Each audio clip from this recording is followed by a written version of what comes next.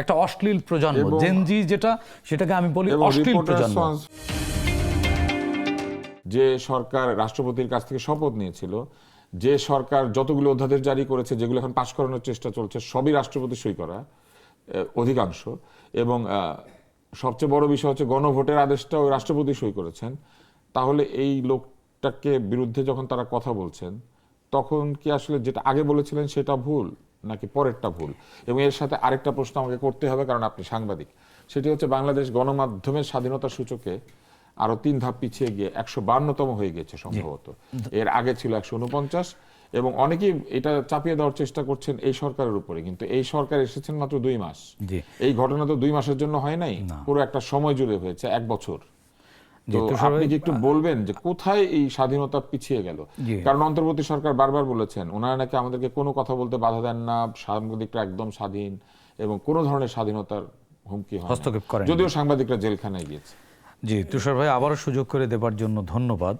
এবং যেটি বলেছেন যে বাংলাদেশের গণমাধ্যম 3 ধাপ পিছিয়েছে সূচকে, এটা এই সময়ের রিপোর্ট না, এটা হচ্ছে 2025 সালের রিপোর্ট। এটা রিপোর্টার্স সন্স ফ্রন্টিয়ার্স, মানে হ্যাঁ, ফ্রন্টিয়ার্স, রিপোর্টার্স উইদাউট বর্ডার্স, যেটা বর্ডার্সের।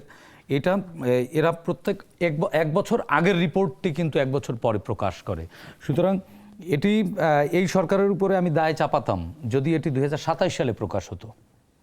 তার মানে 2025 সালের এই রিপোর্টটি আমরা 2025 সালেই 3 ধাপ পিছিয়েছি। তার মানে হাসিনা রেজিমে যে অবস্থায় ছিলাম, 149তম ছিলাম, সেই জায়গা থেকে আরও 3 ধাপ পিছিয়ে 151তম হয়েছি।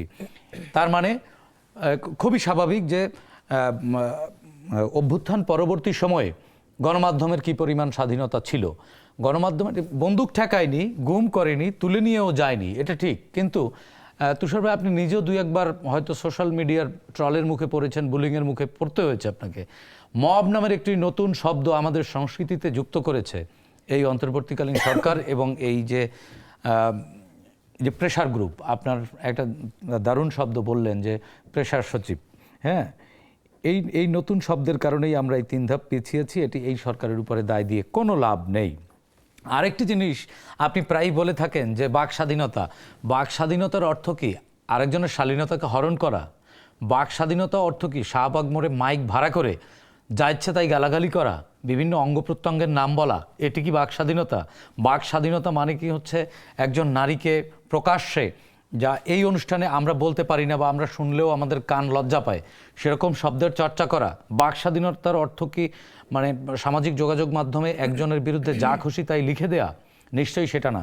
আমরা গত 1.5 বছরে বাংলাদেশ কিন্তু ইউনূস 2টি জিনিস উপহার দিয়ে গেছে। একটা হচ্ছে একটা নির্বাচন দিয়ে গেছে, আর একটা হচ্ছে একটা অশ্লীল প্রজন্ম দিয়ে গেছে। একটা অশ্লীল প্রজন্ম, জেনজি যেটা, সেটাকে আমি বলি অশ্লীল প্রজন্ম।